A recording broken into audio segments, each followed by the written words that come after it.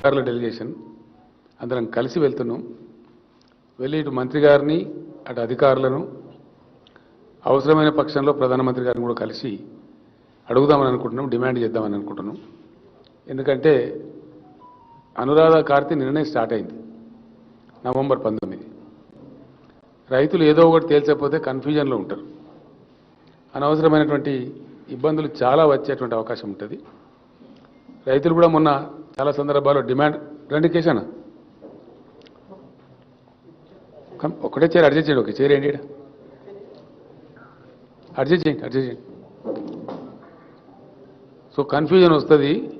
ఎందుకంటే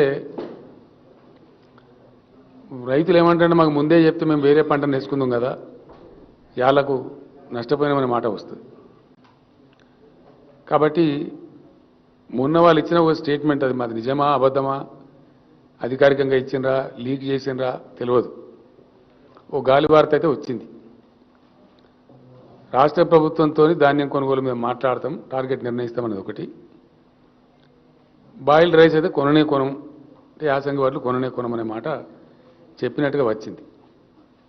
మరి అది ఏది నిజమో అధికారికమా కాదా అడిగి తెలుసుకుందామనే విషయంలో వెళ్తున్నాం. బహుశా ఒక 2 రోజులు పట్టచ్చు ఢిల్లీలో. దాని ధరిమిలా మన రైతాంగానికి ఏందనేది తెలియజేస్తాం. అదేవిధంగా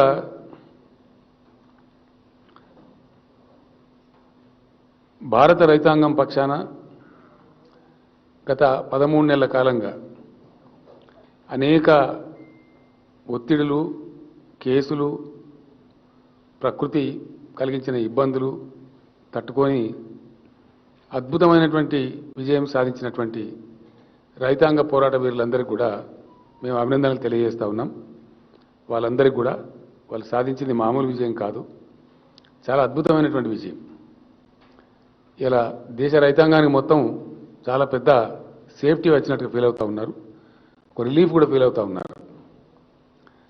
అదే సందర్భంలో ప్రధానమంత్రి గారిని మేము డిమాండ్ చేస్తూ ఉన్నాం. ఈ రైతు ఉద్యమాల దరిమిల వేల కేసులు, ఈవెన్ దేశద్రోహం లాంటి కేసులు కూడా పెట్టడం జరిగింది. బట్టిగా మీరేదో సారీ చెప్పి చేతులు దులుపుకుంటే కాదు, రైతుల మీద పెట్టినటువంటి మొత్తం కేసులు 1 నిమిషం లోపల వెంటనే ఎత్తివేయాలి. రైతుల మీదనే కాదు, దిశ అనే ఒక అమ్మాయి, కర్ణాటక రాష్ట్రం బెంగళూరు చెందిన అమ్మాయి సంఘీభావంగా ఒక ట్వీట్ చేస్తే కూడా ఆ అమ్మాయి మీద కూడా చాలా పెద్ద ఎత్తున దేశద్రోహం కేసు కూడా పెట్టినారు, ఇబ్బందులు కూడా కలిగించినారు. అట్లా ఇంకా అనేక మంది మీద పెట్టినారు. కాబట్టి ఇట్లాంటి కేసులన్నీ తక్షణమే ఎత్తివేయాలి. ఒక పాలసీ డెసిషన్ తీసుకున్న తర్వాత మళ్ళీ ఇంకా రైతులను వేధించడం కానీ ఆ కేసులు కొనసాగించడంలో కానీ అర్థం ఉండదు. కాబట్టి వెంటనే we demand the Honorable Prime Minister and Government of India to please withdraw all the cases which were filed against the farmers during the agitation. అది ధర్మంగా ఉంటుంది, న్యాయంగా ఉంటుంది. రెండవది కూడా మేము డిమాండ్ చేస్తూ ఉన్నాం. మొట్టమొదట సంఘీభావంగా ఇంత గొప్ప అద్భుతమైనటువంటి విజయాన్ని సాధించినటువంటి సందర్భంలో ఒక దుఃఖకరమైనటువంటి అంశం ఏంటంటే చాలా దుర్మార్గంగా కేంద్రం వ్యవహరించడం. దాదాపుగా 700 నుంచి 750 మంది రైతులు ఆత్మార్పణం చేసినారు, చనిపోయినారు ఈ పోరాటంలో భాగంగా. కొందరు గుండె జబ్బులు వచ్చి, కొందరు ఇంకోటి వచ్చి ఆ పోరాటంలో పాల్గొంటూ చనిపోయిన వాళ్ళు ఉన్నారు. కొందరు ఎక్కువ ఆవేశపడి చనిపోయిన వాళ్ళు ఉన్నారు. కొందరు ఒత్తిడికి లోనై చనిపోయిన వాళ్ళు ఉన్నారు. వాళ్ళందరికీ కూడా సంఘీభావాన్ని ప్రకటిస్తూ వాళ్ళ కుటుంబాలు కూడా బదారున పడదీయాల. భారత ప్రభుత్వం ప్రధానమంత్రి గారు స్వయంగా సారీ చెప్పి విడ్రా చెప్పమని చెప్పారు. కాబట్టి ఆ కుటుంబాలను కాపాడే బాధ్యత కూడా భారత ప్రభుత్వం తీసుకోవాలి. అదేవిధంగా తెలంగాణ ప్రభుత్వం మా తరఫున తప్పకుండా ఆ కుటుంబాలను ఆదుకోవాలి అని చెప్పి వాళ్ళ వివరాలు ఇవ్వమని చెప్పి ఆ రైతు సంఘటన నాయకులను అడుగుతా ఉన్నాం. తెలంగాణ రాష్ట్ర ప్రభుత్వం నుంచి చనిపోయినటువంటి ఆ రైతు ఆందోళనలో చనిపోయినటువంటి ప్రతి కుటుంబానికి ఒక 3 లక్షల రూపాయల సహాయం ఎక్స్గ్రేషియా కింద మేము అందిస్తూ ఉన్నాం. ఒక 22.5 కోట్లు దానికి ఖర్చు అవుతుంది. దాన్ని మంజూరు చేసి ఆ నాయకులను సంప్రదించి వాళ్ళ కుటుంబాలకు మా మినిస్టర్లు అవసరమైన చోట నేను కూడా వెళ్ళి వాళ్ళ స్వయంగా దాన్ని అందజేసే ప్రయత్నం కూడా చేస్తాం. ఎందుకంటే వాళ్ళు చేసింది మామూలు పోరాటం కాదు, సాధించింది మామూలు విజయం కాదు. అద్భుతమైనటువంటి విజయం, చాలా స్ఫూర్తివంతమైనటువంటి విజయం. ప్రభుత్వం ఎంత కవ్వించినా, ఎన్ని రకాల బాధలు పెట్టినా, ఎన్ని కేసులు పెట్టినా, ఎన్ని నిర్బంధాలు పెట్టినా, ఎన్ని రకాల అవమానం చేసినా కానీ తట్టుకొని ఇంత సుదీర్ఘమైన పోరాటం చేసి అందులో ఆత్మార్పణం చేసిన వాళ్ళు ఎవరైతే ఉన్నారో వాళ్లకు నివాళులు కూడా అర్పిస్తూ ఉన్నాం. వాళ్ళ పోరాటాన్ని కీర్తిస్తూ ఉన్నాం. అమరులైనటువంటి ఆ రైతు కుటుంబాలను ఆదుకుంటా ఉన్నాం. అదేవిధంగా కేంద్ర ప్రభుత్వం కూడా ఏదో సారీ చెప్పి చేతులు దులుపుకోవడం కాదు, అది మీ బాధ్యత.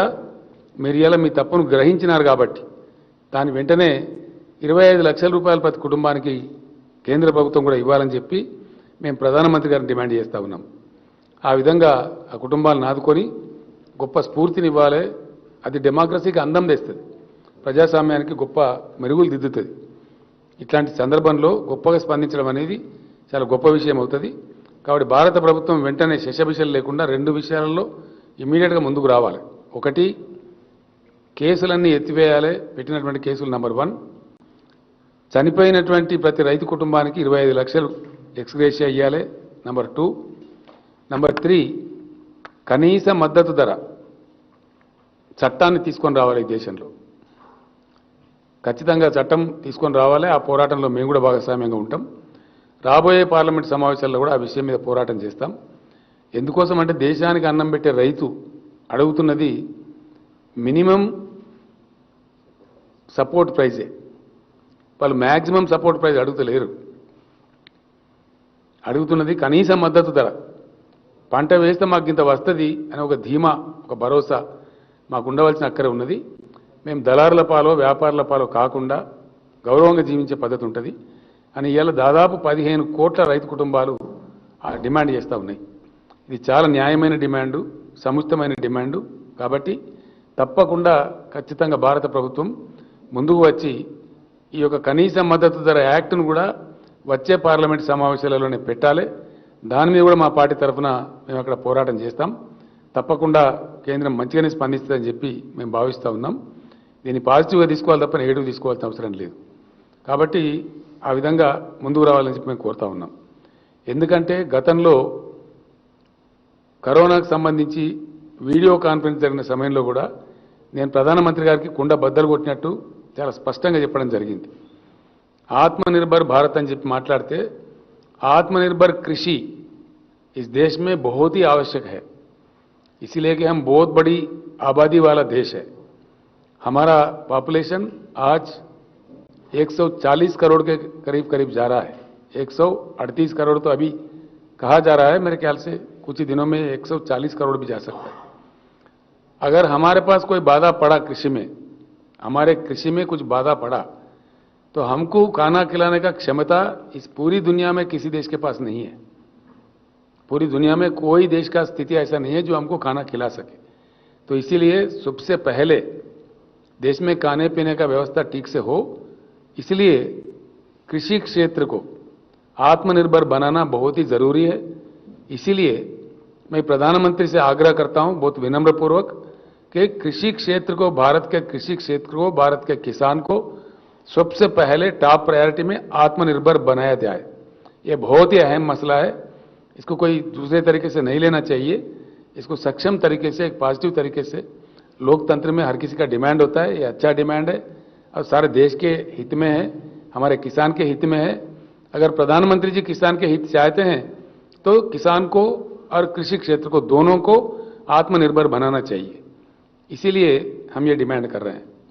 तो తర్వాత అదేవిధంగా ఈ మినిమం సపోర్ట్ ప్రైస్ తేవడం ద్వారా, అదేవిధంగా కేసులు ఎత్తివేయడం ద్వారా, కృషి క్షేత్రను ఆత్మనిర్భరం చేయడం ద్వారా, రైతు లోకంలో ఒక ఆత్మవిశ్వాసం కలిగించడం ద్వారా చాలా మంచి పని చేసిన వాళ్ళం అవుతాం.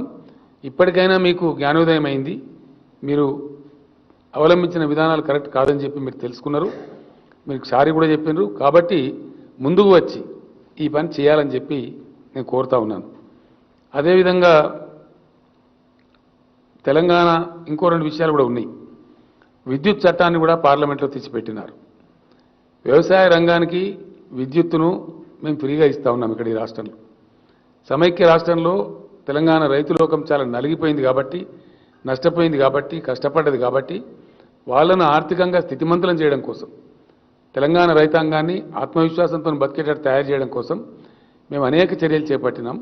ఆ చర్యలలో భాగంగా నాణ్యమైనటువంటి ఉచిత విద్యుత్ కూడా 24 గంటలు సరఫరా చేస్తూ ఉన్నాం. కానీ మీరేమో నూతన వ్యవసాయ చట్టం తెచ్చి, ఖచ్చితంగా కరెంటు చట్టం తెచ్చి, వ్యవసాయ చట్టాలే కాకుండా నూతన కరెంటు చట్టం తెచ్చి దాని మీద రాష్ట్రాల మీద ఒత్తిడి తెస్తూ ఉన్నారు. మీటర్లు పెట్టండి, ప్రతి బోర్ దగ్గర మీటర్ పెట్టండి, ప్రతి దగ్గర మీటర్ పెట్టండి అని మీరు చెప్తా ఉన్నారు. మాకు కెపాసిటీ ఉంది, మా రైతులకు మేము ఉచితంగా సరఫరా చేసుకుంటామని మేము చెప్తా ఉన్నాం. ఏ రాష్ట్రాలు అయితే ఇట్లా ఇస్తాయో వాళ్ళని మీరు అనవసరంగా ఒత్తిడి గురి చేయవద్దని మేము డిమాండ్ చేస్తూ ఉన్నాం.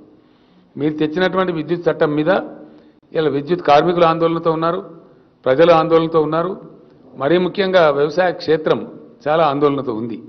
మేము మీటర్లు పెట్టడానికి సిద్ధంగా లేము, మీరేమో పెట్టాలని ఒత్తిడి తెస్తూ ఉన్నారు. రాష్ట్ర ప్రభుత్వాలు మీ చట్టం అమలు చేయమంటే మా మీద భయంకరమైన ఒత్తిడి తెస్తూ ఉన్నారు. మాకు వచ్చే నిధులు నిలిపేస్తామని ఇంకో రకమైనటువంటి పద్ధతి కూడా అవలంబిస్తూ ఉన్నారు. ఇది కరెక్ట్ పద్ధతి కాదు, ఇది నియంత్రణతో వైఖరి అవుతుంది. ఇది ప్రజాస్వామ్య దేశం, రాష్ట్ర ప్రభుత్వాలు కూడా కొన్ని హక్కులు బాధ్యతలని, కాబట్టి రాష్ట్రాల మీద మీరు రుద్దద్దు. మీరు ఎట్టి పరిస్థితులలో మీ పాలసీ మంచిదని ఒకవేళ మీ పార్టీ ప్రభుత్వాలను అక్కడ మీరు ఇంప్లిమెంట్ చేసుకుంటామంటే మీరు చేసుకోండి, కానీ అందరి మీద రుద్దే విధంగా ఒక కఠినతరమైన చట్టం తెచ్చి మెడ మీద కత్తి పెట్టే ప్రయత్నం మాత్రం చేయవద్దని, ఆ విద్యుత్ చట్టాన్ని కూడా వెంటనే వాపసు తీసుకోవాలని చెప్పి మేము ప్రధానమంత్రి గారిని కేంద్ర ప్రభుత్వాన్ని డిమాండ్ చేస్తూ ఉన్నాం. ఆ విద్యుత్ చట్టం ఇంకా పాస్ అయ్యే దశలో ఉంది, పాస్ కాలేదు. అది పాస్ అయితే కూడా చాలా తీవ్రతరమైన ఆందోళన దేశవ్యాప్తంగా చెలరేగుతుంది.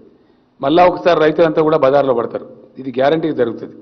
ఎందుకంటే చాలా రాష్ట్రాలు, మన పొరుగు రాష్ట్రం తమిళనాడులో కావచ్చు, ఏపీలో కావచ్చు, తెలంగాణలో కావచ్చు, ఇంకా అనేక రాష్ట్రాలలో కొన్ని గంటల పాటు లేదా మాలా 24 గంటల పాటు ఉచిత విద్యుత్ ఇస్తూ ఉన్నారు రైతాంగానికి. అది ఒక గొప్ప భరోసాగా ఉంది రైతులకు. ఆ రైతుల నోట్లో మట్టి కొడతాం, మీరు మీటర్లు పెట్టాల్సిందే అనే జబర్దస్త్ పద్ధతిలో ఈ విద్యుత్ చట్టం ఉంది. కాబట్టి ఆ విద్యుత్ చట్టాన్ని కూడా దయచేసి వెంటనే విత్డ్రా చేసుకోండి. అది ఎంత మాత్రం కూడా సమంజసం కాదు. బాయిల కాడ మీటర్లు పెట్టండి, బోర్లకు మీటర్లు పెట్టండి అనే చాలా దుర్మార్గమైన చర్య, అది కూడా వ్యవసాయ వ్యతిరేక చర్య. కాబట్టి దాన్ని కూడా ఈ చట్టాలతో పాటు పార్లమెంట్ నుంచి అది పాస్ చేయకుండా వాపసు తీసుకోవాలి. మేము టీఆర్ఎస్గా డెఫినెట్గా ఆ చట్టాన్ని తీవ్రంగా వ్యతిరేకిస్తాం. లోక్సభలో, రాజ్యసభలో మాకున్న శక్తి మేరకు తప్పకుండా దాని మీద కూడా ఫైట్ చేస్తామని చెప్పి నేను తెలియజేస్తా ఉన్నా. అదేవిధంగా ఈ సెక్షన్ 3 కింద కొత్త రాష్ట్రం ఏర్పడ్డప్పుడు ఈ దేశంలో దానికి అన్ని రావాలి వాటాలు. ఒక హైకోర్టు ఏర్పాటు చేయడానికే మీరు చాలా తాత్సారం చేసినారు, చాలా రకాలుగా ఇబ్బంది పెట్టినారు. 5 సంవత్సరాలు కానీ చేయలేదు. అదేవిధంగా 7 సంవత్సరాలు అయిపోయి 8వ సంవత్సరం జరుగుతున్న సందర్భంలో కూడా ఈరోజు కూడా నీటి పంపకాలు, నీటి వాటాలు తేల్చండి. కృష్ణా నదిలో మా జలాలు ఏమిటి, గోదావరి నదిలో మా వాటా ఏమిటి, అది తెలంగాణ ప్రజల యొక్క హక్కు, ధర్మమైన హక్కు, న్యాయమైన హక్కు. మాకు సాగునీళ్ళ కోసమైనా, తాగునీళ్ళ కోసమైనా, పరిశ్రమల కోసమైనా ఒక రాష్ట్రంగా మేము మనుగడ సాగించాలి. కాబట్టి ఖచ్చితంగా మా వాటా ఏందో తేల్చాలి. మరి గొప్ప కేంద్ర ప్రభుత్వం ఉంటే 7 సంవత్సరాలు పట్టకూడదు. 7 సంవత్సరాల సమయం గడిచిపోతే రాష్ట్ర ప్రభుత్వానికి ఎన్ని ఇబ్బందులు ఉంటాయి, ఎన్ని అవస్థలు ఉంటాయి. కొత్తగా ఏర్పడే రాష్ట్రం ఎంత ఆరాటం ఉంటుంది, కొత్త ప్రాజెక్టులు కట్టుకోవాలి, నీళ్ళు ఇచ్చుకోవాలి, కరువును తరిమేయాలి అనే గొప్ప ప్లానింగ్ ఉంటుంది. ఆ ప్లానింగ్కు మీరు చేస్తున్నటువంటి ఆలస్యం, మీరు చేస్తున్నటువంటి తాత్సారం ప్రతిబంధకంగా మారుతూ ఉంది, మాకు ఇబ్బందికరంగా మారుతూ ఉంది. కాబట్టి నేను ఈ ట్రిప్లో ఢిల్లీ వెళ్ళినప్పుడు కేంద్ర జలశక్తి మంత్రి గారిని లాస్ట్ టైం కూడా కలిసినాను, 2-3 టైమ్స్ కలిసినాను, మళ్ళీ ఇప్పుడు కూడా కలుస్తాను. డిమాండ్ చేస్తాను ఖచ్చితంగా. అవసరమైతే పీఎంని కలిసి కూడా డిమాండ్ చేస్తాం. చేసి మా వాటా తేల్చండి.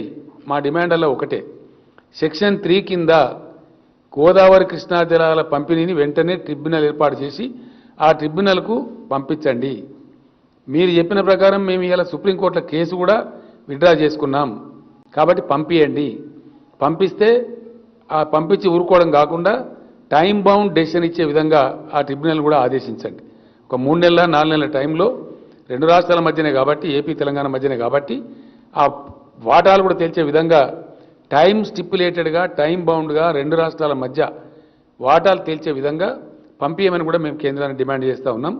ఒకవేళ పంపించకపోతే డెఫినెట్గా పెద్ద ఎత్తున ఇక్కడ ప్రజా ఆందోళన లేవదీస్తాం, ఉద్యమాలు లేవదీస్తాం, అడుగడుగును నిలదీస్తాం. పార్లమెంట్లో కూడా మా శక్తి మేరకు డెఫినెట్గా ఇతర రాష్ట్రాల వాళ్ళని కూడా కలుపుకొని పెద్ద ఎత్తున పోరాటం కూడా చేపడతామని చెప్పి తెలియజేస్తాం. ఎందుకంటే మా ఓపిక కూడా ఒక హద్దు ఉంటుంది. 7 సంవత్సరాలు దాటిపోయినాయి. మీరు అనేకమైనటువంటి ఇబ్బందులు కలిగిస్తూ ఉన్నారు. మా ప్రాజెక్టులు క్లియరెన్స్ చేయడం లేదు. వాటాలు తెగిపోతే ఎవరి వాటా వాళ్ళకి తెలిపోతే ఈ కిరికిరంతా పోతుంది, ఈ పంచాయతీలు పోతాయి. మేము అడిగేదేమో అసంబద్ధమైంది కాదు, అన్యాయమైంది కాదు, లేదా గొంతెమ్మ కోరిక కాదు. మేము అడుగుతున్న న్యాయమైన కొట్లాట. టైం గడిచిన తర్వాత అడుగుతా ఉన్నాం. ఇంత సమయం గడిచిపోయిన తర్వాత ఎవరి ఓపికకైనా కానీ ఎవరి సహనానికైనా కానీ ఒక హద్దు అనేది ఉంటుంది. ఆ సహనాన్ని పరీక్షిస్తే మాత్రం మంచిది కాదు. తెలంగాణ ఉద్యమాల గడ్డ ఇది. కాబట్టి నీటి వాటాల పంపకం కూడా వెంటనే తేల్చాల కేంద్రం. ఇది కేంద్రం యొక్క ధర్మమైన న్యాయబద్ధమైనటువంటి బాధ్యత. ఆ బాధ్యత నెరవేర్చడంలో మీరు విఫలం చెందినారు. ఆ మధ్య మీ కేసు ఉంది సుప్రీంకోర్టులో అని చెప్పి విత్డ్రా చేసుకోమంటే విత్డ్రా కూడా చేసుకున్నాం. చాలా సమయం గడిచిపోతూ ఉంది. ఇంకా మేము వేచి ఉండలేము. కాబట్టి దయచేసి ఇది కూడా వెంటనే తేల్చాలా, లేదా పెద్ద ఎత్తున పోరాటానికి ఆందోళనలు కూడా మేము రూపకల్పన చేయాల్సి వస్తుంది. మీరు దిగిరాక తప్పదు. కాబట్టి మంచి మాటతోనే మీరు దాన్ని డిమాండ్ చేయాలని చెప్పి మేము కోరుతా ఉన్నాం. వడ్ల విషయంలో ఇప్పుడు తేల్చుకొని వస్తాం. మీరు తేల్చడం లేదు, అది కూడా తేల్చుదాం. దాని తర్వాత ఏం చేయాలో మేము రైతులకు కూడా చెప్తాం. అదేవిధంగా రాష్ట్ర శాసనసభలో ప్రజలకు సంబంధించి, ప్రజల ఆకాంక్షలకు సంబంధించి, ప్రజల కోరికలకు సంబంధించి చాలా తీర్మానాలు చేసి మేము పంపినాం. ఆంధ్రప్రదేశ్ రాష్ట్రంలో ఉన్నప్పుడు మా గిరిజనుల జనాభా పలచబడి ఉండేది. గిరిజనుల శాతం 6% చూపెట్టబడేది. తెలంగాణ ఏర్పడ్డ తర్వాత ఆ శాతం పెరిగింది. ఆ ధర్మిలో మేము రిజర్వేషన్ పెంచుకుంటామని చెప్పి మాకు పర్మిషన్ ఇవ్వమని చెప్పి మీరు తమిళనాడుకి ఎట్లయితే ఇచ్చిండ్రో అట్లా మాకు కూడా ఇవ్వమని చెప్పి, సరే కేసు ఏమైతే అయితే సుప్రీంకోర్టులో ఉండేది పెండింగ్ ఉన్నా పర్వాలేదు, అందరితో పాటు మా కథ తేలుతుంది దేశంతో పాటు. కానీ మాకు ఇవ్వండి, మా గిరిజనులకు మేము మేలు చేసుకుంటామంటే దాన్ని అక్కడ కాలరాసి పెట్టినారు. 2017 నుంచి ఇప్పటి వరకు ఒక 50 సార్లు లెటర్లు రాసినాం, రిమైండ్ చేసినాం, చెప్పినాం, కానీ చేయడం లేదు. కేంద్రం దాని మీద కూడా తేల్చాలి. లేదా పెద్ద ఎత్తున గిరిజన పోరాటాలు కూడా రాష్ట్రంలో మేము ప్రారంభం చేస్తాం. చాలా పెద్ద ఎత్తున హక్కుల సాధన కోసం ముందుకు వెళ్తామని కూడా మనవి చేస్తూ ఉన్నాం. అదేవిధంగా ఎస్సీ వర్గీకరణ మీద ఇక్కడ చాలా పెద్ద ఎత్తున ఉద్యమాలు జరిగినాయి. చాలా మంది ప్రాణాలు కూడా కోల్పోయినారు. దశాబ్దాల తరబడి ఆ ఉద్యమం జరుగుతూ ఉంది. ఆ విషయంలో కూడా తెలంగాణ శాసనసభ ఏకగ్రీవ తీర్మానం చేసి పంపించింది. దాని మీద ఎస్ఆర్నో ఏదో కూడా తేల్చమని కోరుతా ఉన్నాం. మేము కోరితే దాన్ని బట్టి వాళ్ళు పోరాటం చేయన్నా మంచి చేయన్నా నిర్ణయం జరుగుతుంది. మేము కూడా ఏం చేయాలో ఆలోచించుకుంటాం. కాబట్టి ఆ విషయంలో కూడా తేల్చాల్సిన అవసరం కేంద్రం మీద ఉంది. దాన్ని పెండింగ్ పెట్టే అంశం కాదు. అదేవిధంగా బీసీ ప్రజల నుంచి కూడా డిమాండ్ ఉంది. కులగణన చేపట్టాలి. ఇప్పుడు కొత్తగా జరిగేటువంటి జనాభా లెక్కలలో బీసీ కులగణన చేయమని కోరుతా ఉన్నారు. అందులో తప్పేం లేదు. ఎవరి కులం ఎంతో తేలితే దాన్ని బట్టి కూడా మంచి చెడ్డను కొన్ని నిర్ణయాలు జరుగుతాయి. అన్ని ప్రభుత్వాలు నిర్ణయాలు తీసుకునే అవకాశం ఉంటుంది కేంద్రంతో పాటు. ఈ లెక్కలు దాచిపెట్టాలి అనేది ఎందుకు సమంజసం? ఎట్లా సమంజసం? ఎందుకోసం దాచిపెట్టాలా? పారదర్శకంగా ఉంటామని చెప్పే ప్రభుత్వాలు ఎందుకు లెక్కలు దాచిపెట్టాలి? అవసరం ఏంది? కులగణన చెయ్యము అని ఎందుకు చెప్పాలా? దానిలో ఉన్న సెన్సిటివిటీ ఏంది? ఈ రోజు ఉండే నాగరిక ప్రపంచంలో ఎవరి జనాభా ఎంతనో తేల్చలేనటువంటి దుస్థితిలో దేశం ఎందుకు ఉండాలా? ఏం అవసరం ఉంది? దేనికోసం ఆపెట్టాలా? ఇది సెన్సిటివ్ ఇష్యూ అని కేంద్రం మాట్లాడుతూ ఉన్నది. అట్లా మాట్లాడడం తెలివి తక్కువ ముచ్చటాన్ని మేము చెప్తా ఉన్నాం. అది సెన్సిలెస్ ఇష్యూ అవుతుంది. ఎందుకు దాచిపెట్టాలా? ఎవరి కోసం దాచిపెట్టాలా? దేనికోసం సెన్సిటివ్ ఇది? ఎట్లయితే ఎస్సీ ఎస్టీలో తేల్చినామో ఇది కూడా తేల్చండి. మిగతా అనుకూలాలు తేల్చండి. తేల్తుంది ఒకసారి ఏమవుతుంది? ఎట్లాగూ క్యాస్ట్లు ఉన్నాయి, క్యాస్టిజం ఉన్నది మన దేశంలో, అందులో అనుమానమే లేదు. దానిలో సిగ్గుపడడం ఎందుకు? మనమే ప్రభుత్వాలే క్యాస్ట్ సర్టిఫికెట్లే ఇస్తూ ఉన్నాం. దానిలో దాచిపెట్టడం ఎందుకు నాకు అర్థం కాదు. దాని ఉన్నది ఏంటి? దాని ఉన్న బ్రహ్మ పదార్థం ఏంది? ఎందుకు దాయాలా? దాని ద్వారా సాధించేది ఏంది? దేశం లేనటువంటిది ఒకటి పెట్టడం అనేది కరెక్ట్ కాదు. ఇది పెద్ద వివాదానికి దారితీస్తుంది. బీసీలు డిమాండ్ చేస్తూ ఉన్నారు. ఖచ్చితంగా రాబోయే జనగణనలో కులగణన చేపట్టాలని కూడా మేము సీరియస్గా డిమాండ్ చేస్తూ ఉన్నాం. ఆ విధంగా చేయాలని చెప్పి కోరుతా ఉన్నాం. మరొక్కసారి మేము కేంద్ర ప్రభుత్వాన్ని, తెలంగాణ రైతుల పక్షాన్ని నేను కోరుతా ఉన్నా. అనురాధ కార్తీ ఆల్రెడీ నిర్ణయం వచ్చేసింది. ఇంకా తాత్సారం చేయొద్దండి. మీరు ఎంత తీసుకుంటారో, ఏం తీసుకుంటారో యాన్యువల్ టార్గెట్, ఒక సంవత్సరానికి తెలంగాణ నుంచి కొనే వరి ధాన్యం ఎంత తీసుకుంటారు అనేది తేలిస్తే దాన్ని బట్టి మేము ఇక్కడ రైతులకు చెప్పి పంటలు వేయించుకుంటాం, రైతాంగాన్ని కాపాడుకుంటాం. కాబట్టి దయచేసి ఈ విషయంలో తాత్సారం వద్దు. రేపు ఫైనల్గా చీఫ్ సెక్రటరీ నాయకత్వంలో అధికారుల బృందం, మంత్రుల నాయకత్వంలో వ్యవసాయ శాఖ మంత్రి నిరంజన్ రెడ్డి గారు, పౌర సరఫరాల శాఖ మంత్రి గంగుల కమలాకర్ గారు, ఇంకా కొందరు మినిస్టర్లు కూడా కలిసి మంత్రుల డెలిగేషన్, అదేవిధంగా అధికారుల డెలిగేషన్ అడుగుతాం. నేను కూడా ఢిల్లీలోనే ఉంటాను 1-2 డేస్.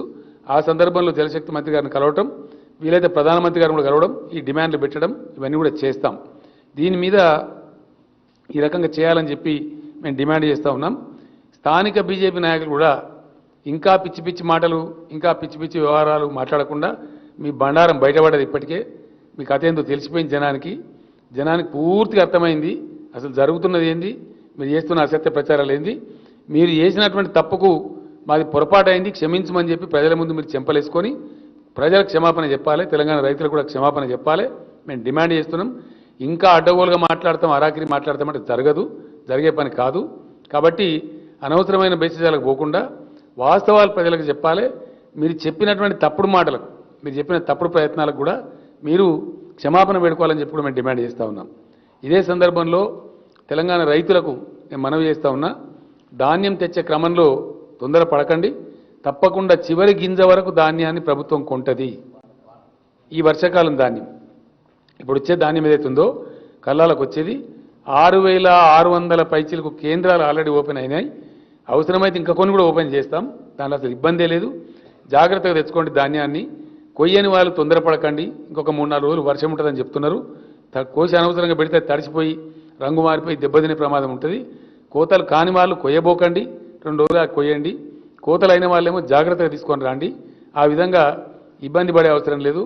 కొద్దిమంది రాజకీయ బీహారులు, వాళ్ళకి ఎక్కడేం పని లేదు, తల లేదు, తోక లేదు, బాధ్యత లేని వాళ్ళు వచ్చి అడగోలుగా పిచ్చి పిచ్చిగా మాట్లాడుతూ ఉన్నారు. వాళ్ళని అక్కడ రైతులను నిలదీస్తూ ఉన్నారు. కాబట్టి మీరు ఈ చిల్లరగాలు చేసేటువంటి వాటికి గురి కాకుండా నిదానంగా జాగ్రత్తగా మీ ధాన్యాన్ని తెచ్చుకోండి. చివరి గింజ వరకు కూడా ఈ వానాకాలం పంటను రాష్ట్ర ప్రభుత్వం కొనుగోలు చేస్తుంది. తప్పకుండా మీ డబ్బులు కూడా చెల్లిస్తుంది. గతంలో చెల్లించిన మాదిరిగా, నేను గతంలో చెప్పిన మాదిరిగా రైతు బంధు కూడా యాసంగి కోసం డబ్బులు సిద్ధం చేస్తూ ఉన్నాం. టంచనగా రైతు బంధు కూడా మీకు ఇవ్వడం జరుగుతుంది. బ్రహ్మాండంగా సంతోషంగా యాసంగి పంటలు పండియండి. ఏ పంటలు పండియాలనేది ఢిల్లీకి పోయొచ్చిన తర్వాత మరి వరి వేయమంటారా వేయొద్దంటారా, ఆ కేంద్రం యొక్క నీతి ఏంది తెలిస్తే వారు మరి బీరాలు పలికినరా వటిగానే చెప్పినరా అవన్నీ తేలిపోతాయి. తేలిన తర్వాత ఏం చేయాలనో వ్యవసాయ శాఖ మంత్రి గారు ప్రకటిస్తారు, లేదా నేనే ప్రకటిస్తాను, ఎవరమోగలం ప్రకటిస్తాం స్పష్టంగా. ఆ ప్రకారం సంతోషంగా వ్యవసాయం చేసి ముందుకు పోవాలని చెప్పి కూడా తెలంగాణ రైతులను కోరుతా ఉన్నా. Thank you.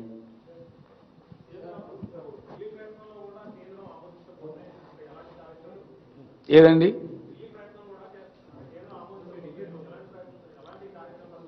ఒకటి మాత్రం వాస్తవం అండి, డెఫినెట్గా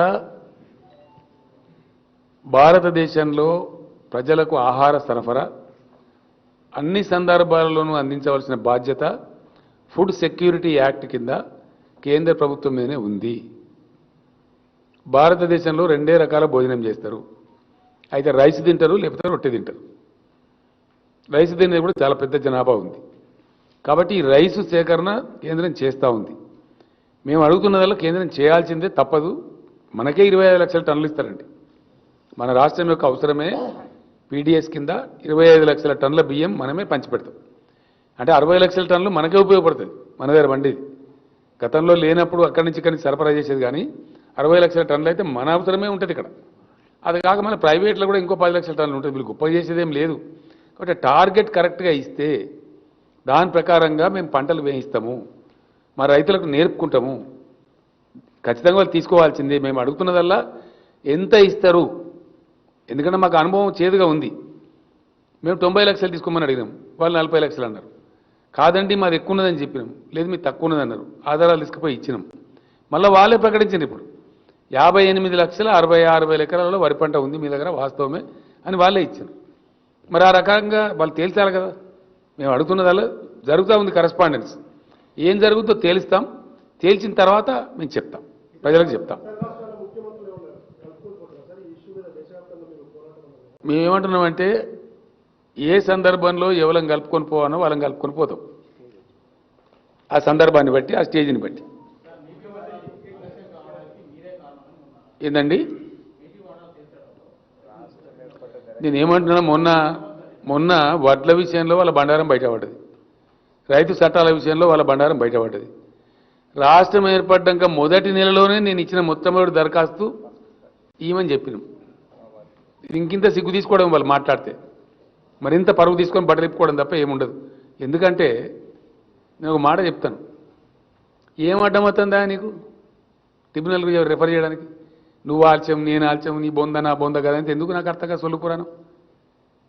what is that it is preventing the government of India for referring the matter to the tribunal? उनके सुविधा के लिए मैं हिंदी में पूछ रहा हूं, अगर इसमें कोई नेशनल चैनल हो तो। क्या रुकावट है केंद्र सरकार के सामने? हमारे को कृष्णा गोदावरी के शेर में ट्रिब्यूनल को रेफर करने में क्या रुकावट है? क्या काम है? ये केंद्र सरकार का नीति है इस प्रकार का डिले करना? और पिल्टा ऊपर से इनके ऊपर इल्जाम लगाओ, उनके ऊपर इल्जाम, कब तक लगाओगे इल्जाम? कहां तक लगाओगे? ये क्या अच्छी बात है?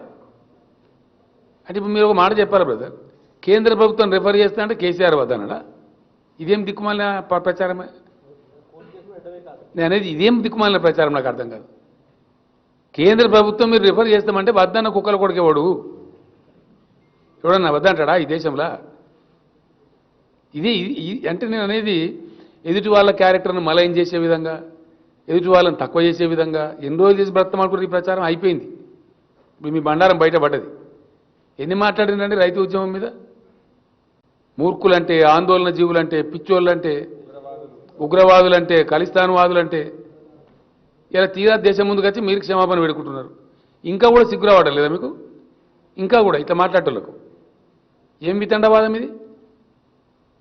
ఇవన్నీ అనవసరమైనటువంటి పనికిమాలినటువంటి పనులు. మీరు చేయాల్సినటువంటిది కేంద్ర ప్రభుత్వంగా మీకు బాధ్యత ఉంది కాబట్టి మంచి మాటతో చేయండి. ఏమండి అర్థమవుతలేదండి? 100% కోరుతాం. అలా క్లారిటీ ఏముందని నాకు అర్థం. డిమాండ్ రిఫర్ చేసేదానికి నేను అదే అంటున్నా, దాని మీకెళ్ళి నేను అంటున్నా. ఆయన ఓ రకంగా మాట్లాడతాడు, ఈడున్నోళ్ళు ఇంకో రకంగా మాట్లాడతాడు. ఇవేమి తలా తోకలేని పనులు. If you really want you are sincere, you refer to the tribunal. What is preventing? Simple మాట. మనకు కూడా కేంద్ర మంత్రి గారు ఉన్నారు కదా, ఎవరు ఆపుతున్నాయని వాళ్ళని ఆగబడుతున్నారు, కాలు బయట కట్టేస్తున్నారు ఎవరన్నా.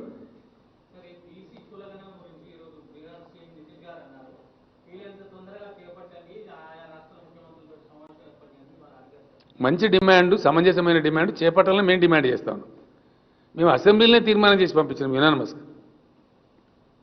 ఈ తాత్సారాలు మంచి కావు. ప్రజలు కోరుతున్నప్పుడు చేయాలి ప్రజాస్వామ్యంలో, తప్పింది. Thank you.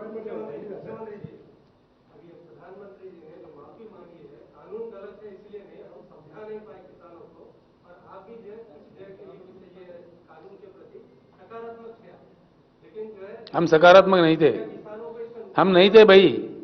हम सकारात्मक कब थे? कौन बोला आपको? हमने अपोज किया लोकसभा में, राज्यसभा में. आप गलत है, हम गलत नहीं है. बिल्कुल आप गलत बोल रहे हैं. हम रिकॉर्ड में हैं. We are on record in Lok Sabha and Rajya Sabha.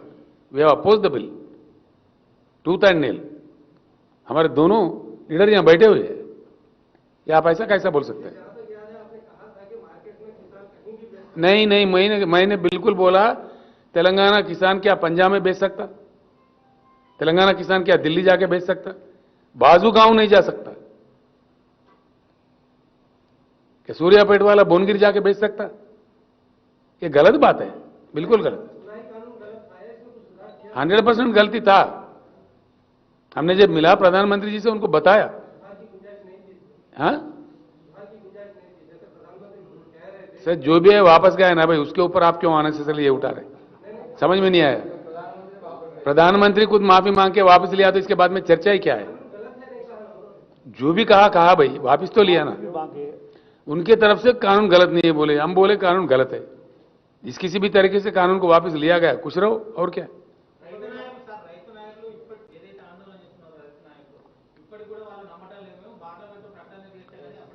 దేశంలో ఎవరు నమ్మతలేరండి. ఇది ఎన్నికల స్టంట్ అని అనుకుంటున్నారు. 5 రాష్ట్రాల ఎన్నికల కోసం అవలంబిస్తున్న స్టంట్ అనుకుంటున్నారు తప్ప ఎవరు నమ్మతలేరు.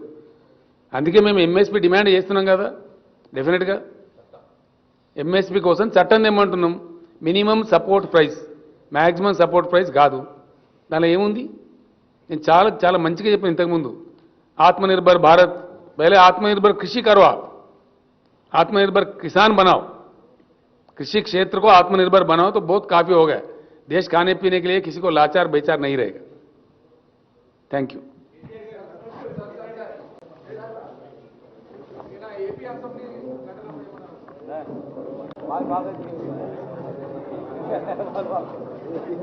ఇది కొంచెం హాట్ పెట్ట మనకి